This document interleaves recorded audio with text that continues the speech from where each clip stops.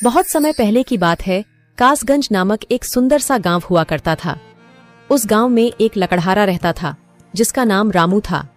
रामू बहुत ही ईमानदार और मेहनती था। वह हमेशा अपने काम से खुश रहता था। उसके पास ज्यादा पैसे नहीं थे, लेकिन वह अपनी जिंदगी से संतुष्ट था। रामू के परिवार में उसकी पत्नी और उसके 2 बच्चे थे। रामू सेठ लालचंद के यहाँ लकड़ी काटने का काम करता था और लकड़ी काटने के बदले में सेठ लालचंद रामू को पैसे देता था, जिससे रामू और उसके परिवार का जीवन व्यापन होता था। सुमन, मैं काम पर जा रहा हूँ। आज बहुत देर हो गया है, तो तुम बच्चों को स्कूल छोड़ आना। जी, स्कूल तो मैं छोड़ आऊंगी, लेकिन मोनू और चिंकी पिछले 2 दिन से कह रहे हैं कि उनके स्कूल की टीचर स्कूल की फीस मंगा रही है। हाँ, तो जाकर दे आओ ना स्कूल की फीस। अजी कहाँ से दूं? आप जो पगार लाते हैं उसमें मुश्किल से तो घर चल पाता है। अब उतनी सी तनख्वाह में मैं बच्चों की फीस का इंतजाम कैसे करूं? अजी मैं एक बात आपको साफ साफ कह देती हूँ, आप सेठ लालचंद जी से पगार बढ़ाने की बात कहिए। दिन पर दिन खर्च बढ़ता जा रहा है। बाजार में अगर सब्जी लेने निकलो तो सब्जियों के दाम आसमान छू रहे हैं, और बच्चों की पढ़ाई का खर्चा, घर का खर्चा अब इतनी कम तनख्वाह में कैसे गुजारा होगा? ठीक है, मैं आज ही सेठ जी से थोड़ा पगार बढ़ाने की बात करता हूँ। इतना कहकर रामू काम पर चला जाता है।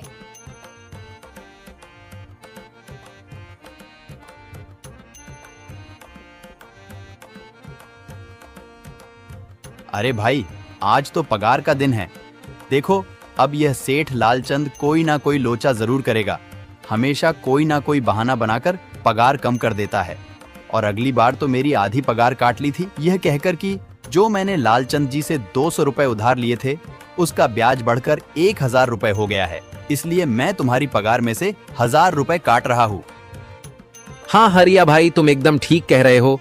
ये सेठ लालचंद ना एक नंबर का चालाक और लालची इंसान है। एक तो दुगुना काम ले लेता है और बदले में पैसे भी पूरे नहीं देता। हाँ भाई, मेरे भी अगली बार सेठ लालचंद ने पगार काट लिए थे। मैंने बस 2 छुट्टी ली थी जब मेरी बिटिया बहुत बीमार थी, और इस लालचंद ने इस बात का फायदा उठाकर मेरी पूरी आधी पगार काट ली। हे भगवान, बस सेठ जी इस बार मेरी पूरी पगार दे दें। बच्चों के स्कूल की फीस भी भरनी है। ऐसे सभी लकड़हारे अपने काम पर लग जाते हैं। काम करने के बाद सेठ लालचंद के पास जाते हैं। सेठ जी, महीना पूरा हो गया है, हमें हमारी तनख्वाह दे दीजिए।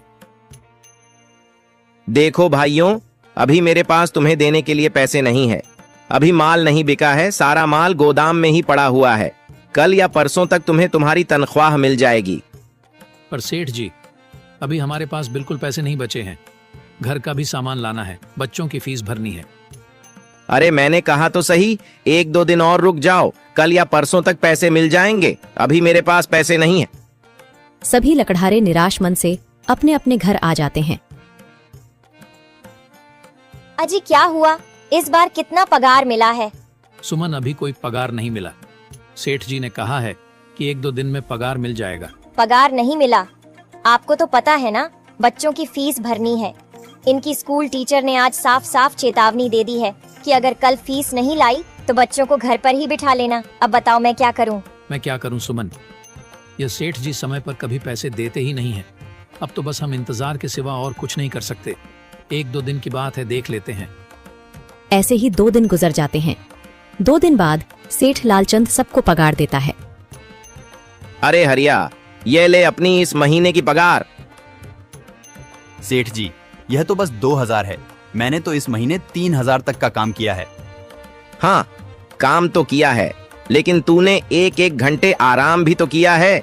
ये पैसे उसी आराम के कांटे हैं। पर सेठ जी, आपने तो कहा था 8 घंटे काम के महीने में 3000 मिलेंगे, और मैंने तो 8 घंटे काम किया और 1 घंटे आराम। देख हरिया, मुझे ज्यादा हिसाब किताब ना समझा। ये 2000 रख, अगर चाहिए तो, और अगर नहीं चाहिए तो कहीं और काम ढूंढ ले।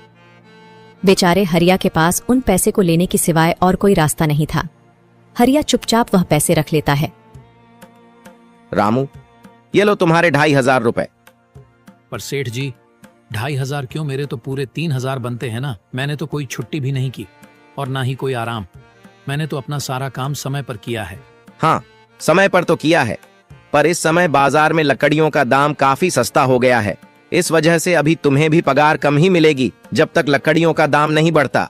पर सेठ जी, बात तो 3,000 की हुई थी ना, अब 2,500 में मैं कैसे घर चलाऊंगा? बच्चों की स्कूल की फीस भी भरनी है सेठ जी। इस बार आप पूरे पैसे दे दीजिए। 2,500 ही मिलेंगे तुझे। यहाँ काम करना है तो कर, वरना कहीं और काम ढूंढ ले। बेचारे हरिया के पास उन पैसे को लेने के सिवाय और कोई रास्ता नहीं था।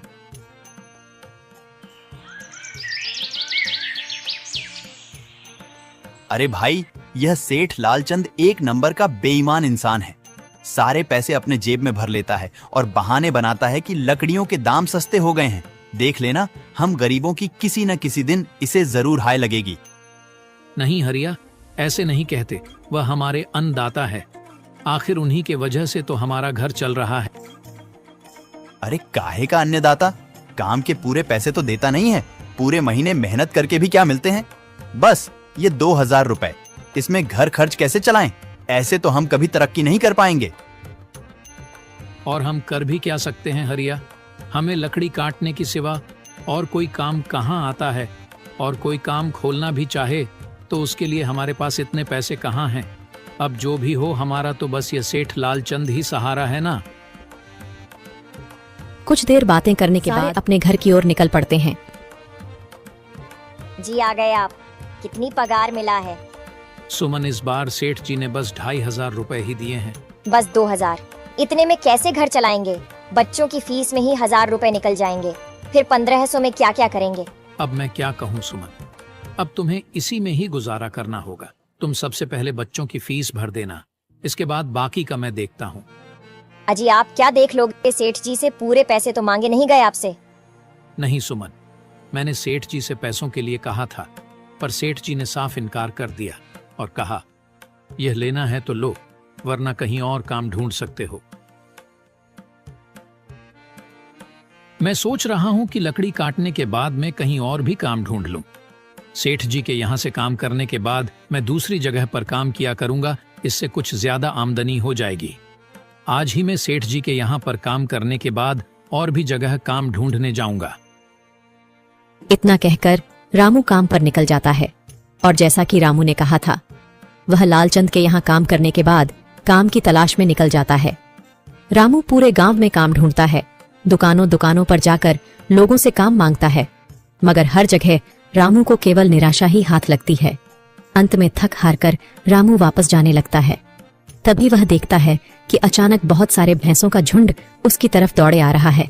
यह देखकर रामू बहुत डर जाता है। वह इधर उधर देखता है तो उसे एक गुफा दिखती है और वह गुफा में जाकर छुप जाता है। जब भैंसों का झुंड वहां से निकल जाता है तब रामू की जान में जान आती है।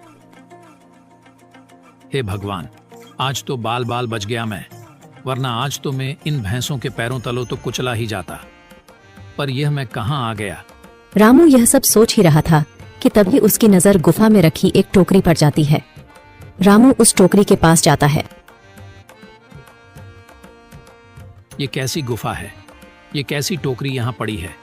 इसे मैं घर ले जाता हूँ, सामान रखने के काम आ जाएगी।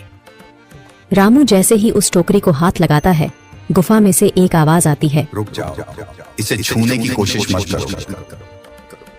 यह आवाज सुनकर रामू एकदम पीछे हट जाता है। तभी गुफा में एक जिन्न प्रकट हो जाता है और वह रामू से कहता है, कौन हो तुम और मेरी गुफा में क्या कर रहे हो? मुझे माफ करना, आप जो भी हो। कुछ भैंसों का झुंड मेरे पीछे पड़ गया था और उनसे बचने के लिए मैं इस गुफा में आकर छिप गया और फिर मेरी नजर इस टोकरी पर गई।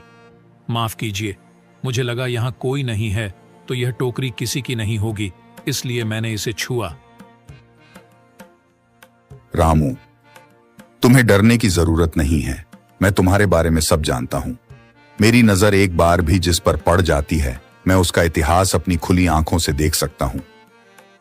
पर आप है कौन और आप इतने विचित्र क्यों दिखाई पड़ रहे हैं? आप अपना परिचय दीजिए। कौन है आप? मैं एक जिन हूँ और मैं कई सालों से इस गुफा की रक्षा कर रहा हूँ। यह गुफा मेरे पूर्वजों की है। इस गुफा में केवल वही इंसान घुस सकता है जिसका मन बिल्कुल पवित्र हो। अगर तुम अपवित्र होते तो तुम इस गुफा में कभी नहीं घुस पाते। तुम एक सच्चे इंसान हो, इसलिए तुम इस गुफा में घुस पाए और इस टोकरी को छू पाए। अब तुमने इस टोकरी को छुआ है तो यह टोकरी तुम्हारी हुई।